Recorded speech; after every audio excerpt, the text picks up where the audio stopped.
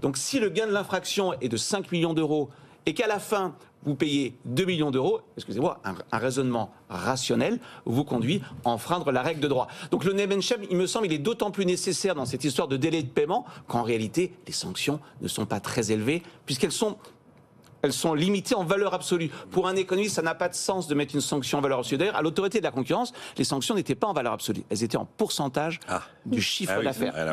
Et on tenait compte, et ils tiennent compte de la gravité de l'infraction, éventuellement du préjudice causé à l'économie. Donc vous voyez, toute cette dimension calcul économique, le name and shame est un instrument parmi d'autres. Il me semble d'autant plus licite dans le présent cas qu'il a été inscrit dans la loi, donc tout ça est codifié. C'est important de ce que je dis parce qu'on peut se dire name and shame, c'est le côté shérif.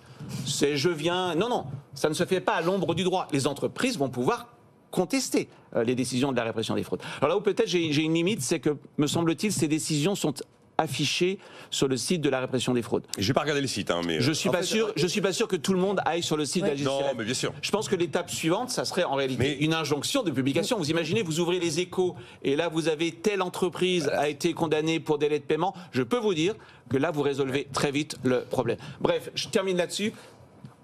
En économie, on respecte la règle de droit non pas par morale, mais parce qu'on y a un intérêt. Donc il faut que le législateur soit aussi intelligent que celui qui veut enfreindre la loi, c'est-à-dire qu'il tienne compte du gain anticipé et de la probabilité d'être détecté. Ça s'appelle Gary Becker, prix Nobel d'économie.